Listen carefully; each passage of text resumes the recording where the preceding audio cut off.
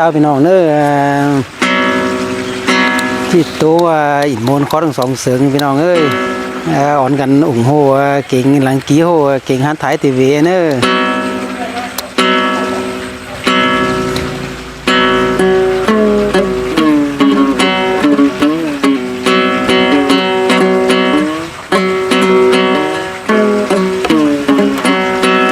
เนินใจน้องได้เมื่อแต่เจ้าน้านอส่งเขาก่อนยังเลย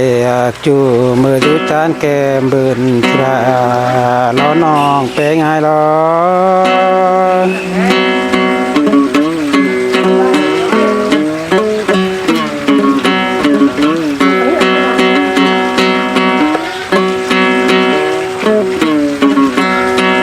เดินใจหมอสันฟ้าขันโลยังจุ่มบะสูงและนาน้องเก่งไอ้นาย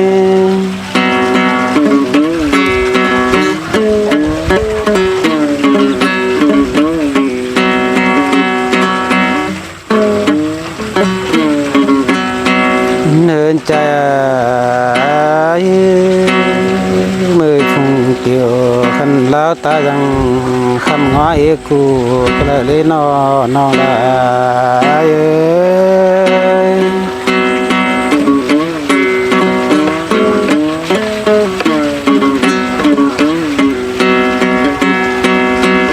เนินใจ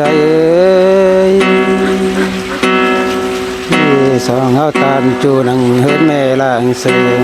และน้าน้องเป็นไงนาย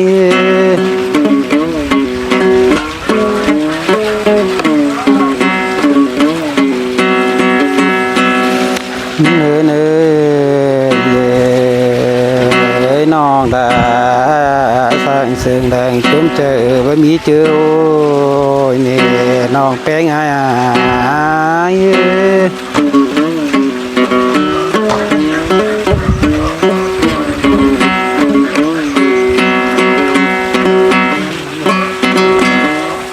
เดินใจ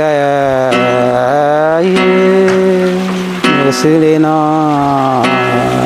นั่นแหละจูเลยเสียงสุ่มมาอ่อนนักเลยน้องเป็นไง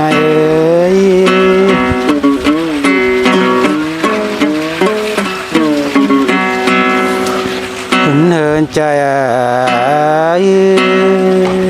น้องได้สองอะไรยังไงฮะคุณเสียงเหือกน้ำดีน้องได้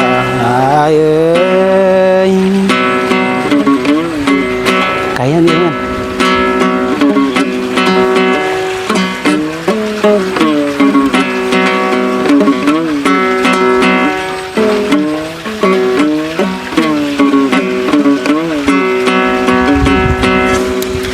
เนินใจ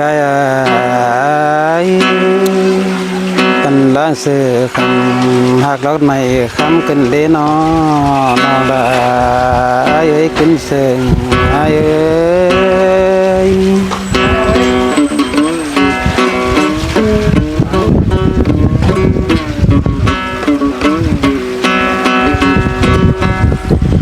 เนินใจ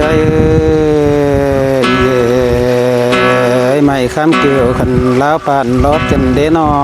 งละขึ้นเสียง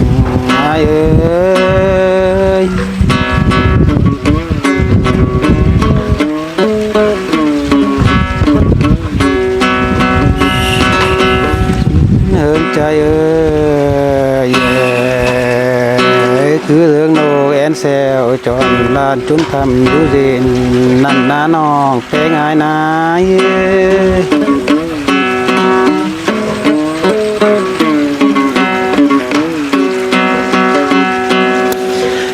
เหินใจเจอนานคำใจก็งามบ้านยังจีไรกลางตะกุงด้านน้องได้ขึ้นเสียง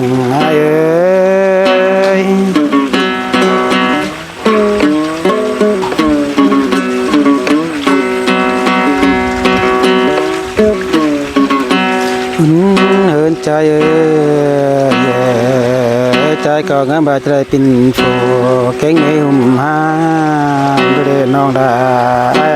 ขึ้นเสียงไอ้เอ้ย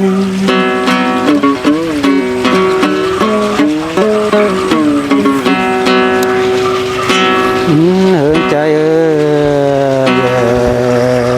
ยใจก็งามบาที่กลางต่อปานเนาน้ำมายิงปึงมือล้อน้องเป้งไงรอ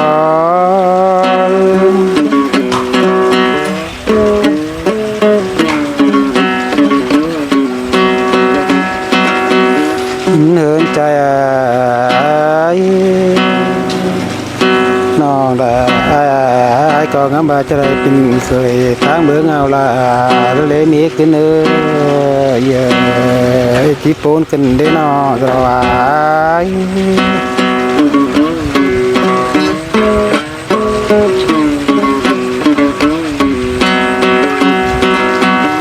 เดินใจน้องได้ยายก็กลางต้นหน้าข้าวจ้อยมาขายเราเกินปีเรียน้องได้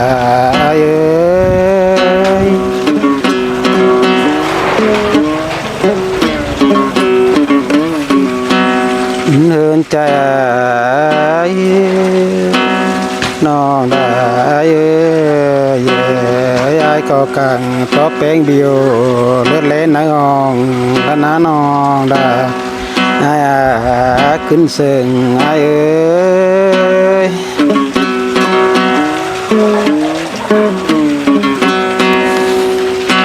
เดินใจเอ้ยยายก็งามบากางต้อนำแก่กลางมีร้านปินไฟล้อน้องได้ล้อ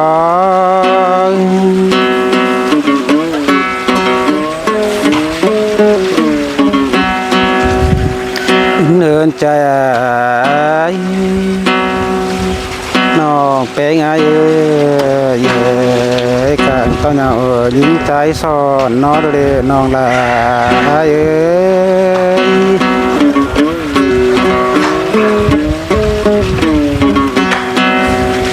เดินใจน้องได้บาติกางโตน้อยเดมาหมองยูเรนนั่นนะเดน้องได้ขึ้นเสียงเอ้ย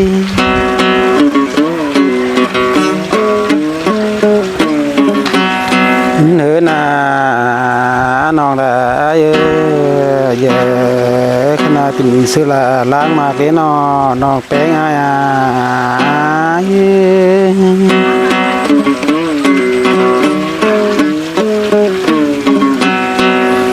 เดินใจหลวงหักแป้งจะไปสวนชิงกูสินเดชน้องได้ขึ้นเสียง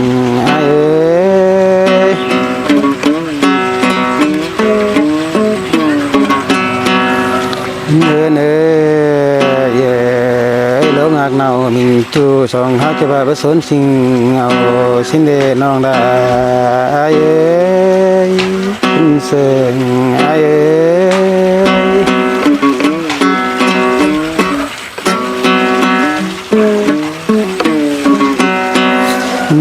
เหินใจ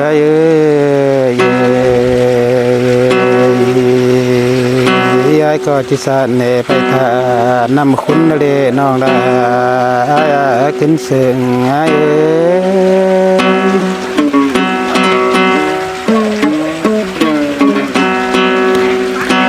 เนื้อยายก็งามบาจะอุ่นน้ำใบถาไก่ตายล้อน้องแป้งไงล้อ